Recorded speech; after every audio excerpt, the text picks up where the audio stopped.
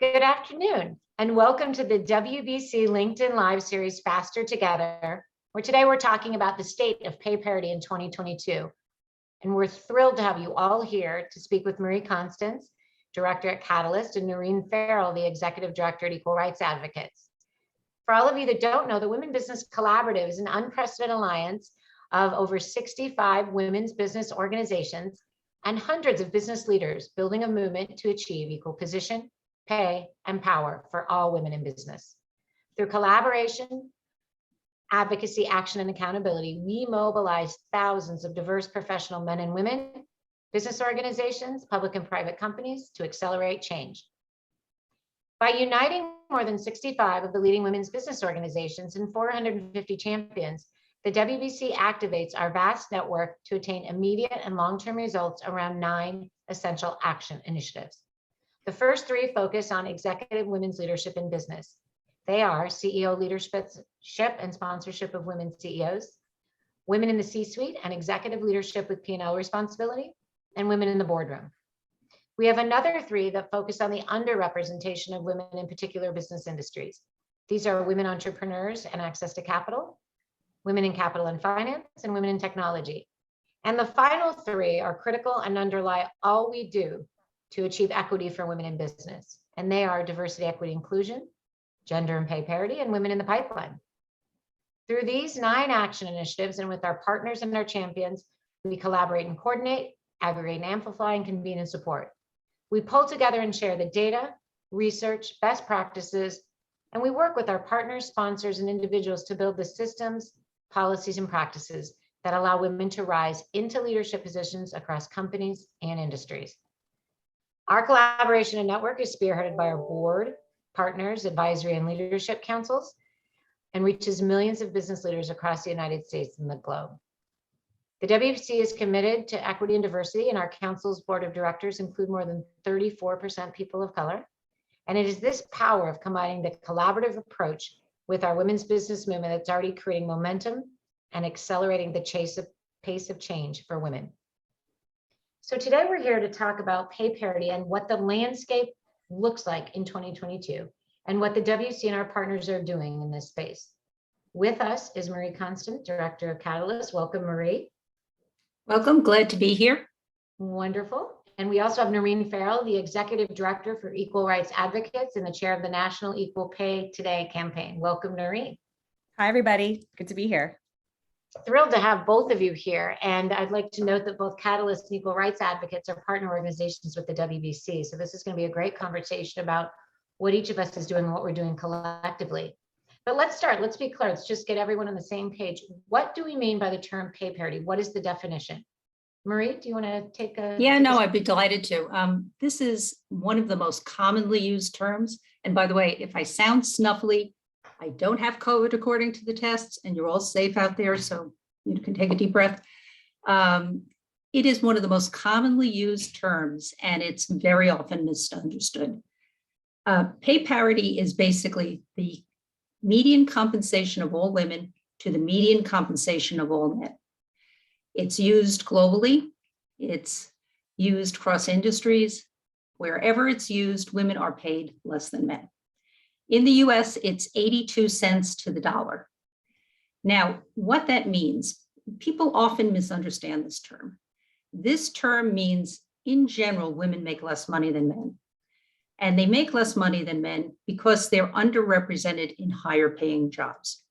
So women are, to give you an example, women are 41% of the doctors, 37% of the lawyers. You two are throwing off the curve here, but 37% of the lawyers and 28% of the CEOs. And we know why this is. Besides discrimination in hiring and promotion, it's also due to women taking on caring responsibilities and working more in the home, taking time off from work, taking lower paying jobs that allow them more flexibility. And the fact that a lot of women-dominated industries are fairly underpaid, at least in my impression. So that is the predominant reason for the big discrepancy between pay in women and men. But the other reason, which concerns us all, is are women paid the same amount when they're doing exactly the same job? And the answer seems to be no. experts imply that the difference is about 5%. Now, 5% may not sound like a lot, but over the course of a lifetime, it is a lot. It grows bigger over time, that discrepancy. And frankly, it's wrong, and it's also illegal. And it has been illegal since the 60s. Noreen, I want to bring you up on this. So sort of where are we now, and why does it matter, right? And it does matter, as Marie said, is sort of the over time and as women progress in their careers. But want to bring you in on this definition and clarity. Yeah, no, thanks so much. I think, look, it matters in terms of the business case, of course. We know that this is a job applicants market. There's a talent war. Organizations' pay equity policies are being scrutinized very carefully by savvy applicants and others. But also we're looking at the impacts of COVID as well. And as you're going to be seeing, our organization works with others across the country to close the gender and race pay gap, and we have equal pay days every year that mark how far into this year women of different demographics have to work to make the average earnings of men last year. But we'll note that some of our data is off because COVID forced so many women from the workplace, particularly lower paid women. And so while we may seem like we're improving on some of our average earnings, which as Marie said includes both equal pay for equal work and then the segregation of women in lower paid jobs, that's going to be skewed. And so we really have to contextualize this conversation in the context of COVID. We know that women leave the workplace because of layoffs or others. They come back at a 7% lower pay rate. And so I think as we talk about 2022, we're going to be talking about the civil rights and equity argument, but also the economic impacts of COVID, what it means for the lowest paid workers. And I think you're going to see a lot more of the conversation in that context as well. I think, Noreen, you're making a very important point on not only on COVID, but on talent. And I think one of the things driving more fairness in the workplace is the talent wars. Companies want to message that they are a fair and equitable place to work. And that drives them, as well as the potential reputational damage of not being a fair and equal place to work, and the financial risk of not being fair. That kind of leads us in, though, I think, to kind of the next, sort of set of question is like, let's, start with the companies. What are they doing, or what have they been doing, or what are they doing today? As you say, Noreen, the landscape's been shifting. What are they doing, and kind of what should they be doing from a company angle? Well, first, I want to say that we are working on the pay issue on both fronts, both equal pay for equal work, and then also raising the wages of low paid workers. And so, really heartened by companies that raised the minimum wage for their employees before the law required them to. We really want to continue to encourage that trend of paying lowest paid workers more. We also want to make sure that people who employ tipped workers make sure that they're making one fair wage. So tips are not counted against them in terms of their base salary. And that's really important work, I think, throughout the country, because many states do allow a sub minimum wage for tipped workers. But within companies that are looking at equal pay for equal work, the first thing we say is you have to create a compensation framework. How do you determine your salaries? Are you transparent about that? What do you calculate? Is it experience? Is it performance evaluation? And there's a lot of great samples out there. Create a system that's transparent and fair. And we also know that you really can't detect pay disparities that you don't track. And so Marie and I are huge advocates on making sure that all companies, large and small, are conducting pay analysis and really looking at there may be differences in pay that cannot be accounted for by non-discriminatory factors. And that's where you really have to look at what are the causes. I remember having a great conversation with a wonderful HR person a couple years back, and she said, where it's at? It's at the hiring pay. We're realizing that's where we're starting off badly. And that was one of the first companies to eliminate the reliance on prior salary in setting initial hiring pay. And there's about 19 states and municipalities now that require that by law, but that was really important in their analysis. I think that you need to make things transparent, not only what you base your salary scales on, but your salary scales themselves. And we're going to talk about some of the legal requirements related to that a little bit later. And, I don't know about you, but I don't really improve unless I set targets for myself. And it's really important that you regularly review your compensation, you set targets, you commit to making adjustments regularly. And last but not least, really having an inclusive hiring and promotion process is so critical to this pay parity piece, your overall earnings of the folks at your company. Are you making sure that women and other underrepresented people have access to the promotions that'll help them lift the overall earnings of people in that group? So those are just some things that are happening that are I think the ABCs for companies to be thinking about. And Marie, this is really where Catalyst works, right? So I want to hear kind of really what. Totally.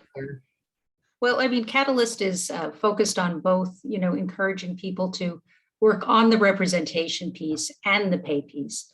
And the representation piece, Noreen covered some of the issues, hiring practices, promotion practices, mentoring and sponsorship, and sometimes corporate training, to make everyone aware of how to create a fair environment, so all of that helps the representation piece. Also building in policies that allow some flexibility for work and allow people to come back in on a track if they've been out of the workplace or have had to take time off. So all of those things can be very helpful on the representation front. And as Noreen indicated, about 22% of companies are doing a very explicit pay analysis called a pay equity analysis. And they determine what are similarly paid jobs. They figure out the factors, as Noreen mentioned, that are fair to have people paid different amounts in that range. And then they run a big analysis. And I mean, it takes some time and effort to put this in place, but it allows them to see when people are falling above or below the curve. And then very often they'll adjust the bottom of the curve. And we should be, fair to say this is not just adjusting it for women or underrepresented groups. It's also adjusting it for anyone who is not falling in the pay scale. And that creates a fair environment because now you have a process in place. Let's talk a little bit about, as we're talking about this, the legality and the law, right? What can be done? What are the legal routes? Noreen, you mentioned that, and we have both mentioned, some of this is illegal, actually. So what is the legal routes? What does the law say? What routes and remedies are there?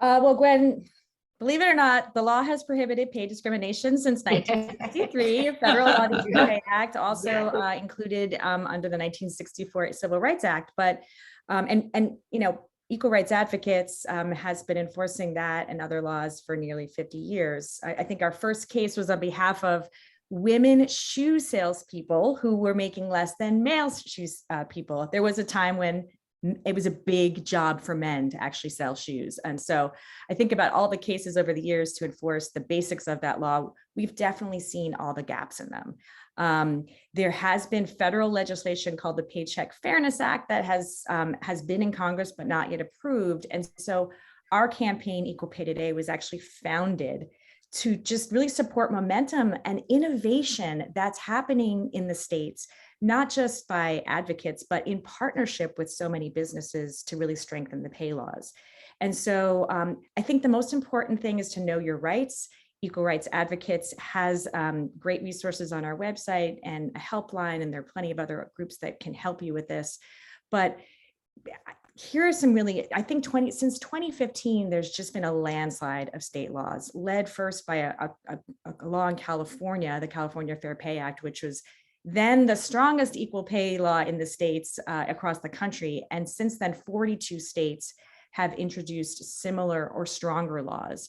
And they really, they address some of the things we talked about, not just making sure that employers aren't relying on prior salaries when they make their hiring decisions, And so it's really important that when you're seeking a job, that you tell people what you want to make. You don't necessarily have to reveal what you do make, because we've seen historic discrimination embedded in a lot of salaries of women, people of color, and other groups. It's really important to know that there are plenty of laws that say you can't be discriminated against or retaliated against for just talking about pay, asking what other people make, asking your employer what other people make, telling people what you make.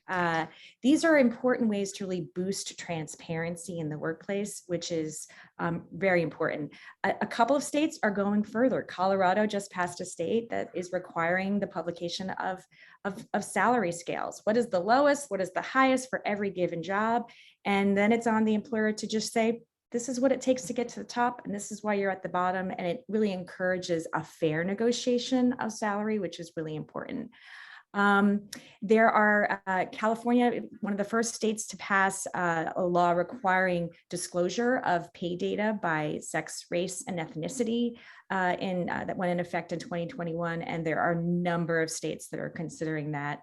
And that would require employers to really collect their data and report them to state governmental agencies so that they can track trends in industries and see what's really potentially happening in terms of pay disparities. So those are some of the trends. I think that they will continue. I think that there is a really robust appetite for stronger pay equity laws, particularly because we're working so closely with business. And that businesses are implementing a lot of these policies voluntarily in advance, which helps us make the case to legislators. So I really want to thank all the great employers that are doing it or considering it. I think that you'll be able to retain your employees and really attract employees in this really hot job market.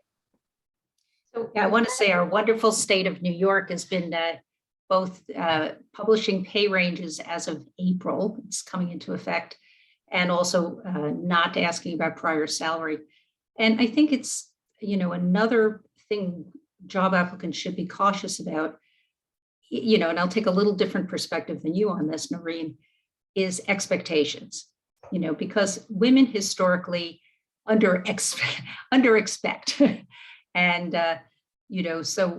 companies are still, it's still fair game to ask your expectations, and they're just trying to get the best deal for their company. They're not thinking always of the ramifications of this.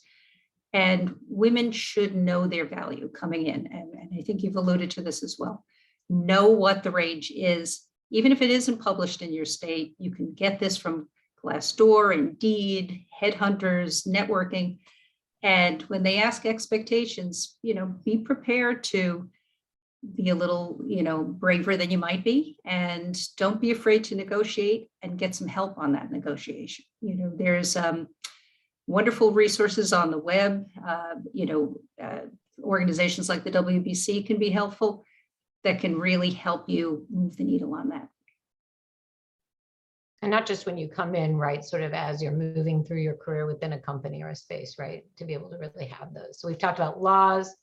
We started with being transparent, right, actually kind of knowing and understanding, being able to talk about pay in a way that's very different than maybe we've been used to 50 years ago, right? And then you've got the laws, you've got the negotiations, and you've got setting your expectations, right, Marie, if I heard you correctly. Gwen, I never said give up. I think you're absolutely making a great point.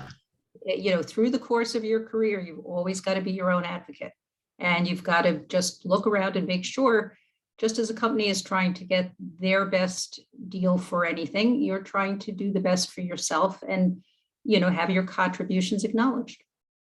The number one kind of case we take in pay equity are women who hit retirement and learn what other people have made, and they haven't realized how people have progressed through their career, and they haven't. And a lot of what I'm hearing too is it happens when you go to a new job within your company or a new position or take on something new and don't often think about how that ties and where those negotiation points are, or where you need more data perhaps for that as well. So let's end this with just talking a little bit about what we are all doing together with the Women Business Collaborative and in our Gender and Pay Parity Action Initiative. So as we mentioned a few weeks ago with Amy Cross from Gender Fair, we're working on a manifesto where we can collect the kind of the commitments and the kind of where we want to be. We want to look at bringing together some of the studies and the standards. Marie, you may want to talk about that. And then kind of bringing together in this sort of roundtable format the ability to talk about the trends, what's going on, and what are some of the best practices. I want to let each of you kind of close out with a little bit of what to look forward to or what you're working on in 2022 that we can all expect to see and hear from. Sure. Just jumping in here. At Catalyst, we're creating a community, or we're working with the Gender and Diversity KPI Alliance to create a community that informs people about best measurement practice, because measurement is the keystone to making sure that the world is diverse and that you're making progress. You can't manage what you can't measure. So there will be a series of very interesting community events. I hope everyone who is available to join them will join, and that we make it so that we keep the hard structure of evaluation on this effort, because otherwise we'll never know whether we're making progress. Noreen? On Equal Rights Advocates front, a couple of things. We have a community action team. So if you want to take action and support and add to the conversation about all those legislative efforts that I mentioned, go to equalrights.org and you can sign up for our team, and we keep you posted.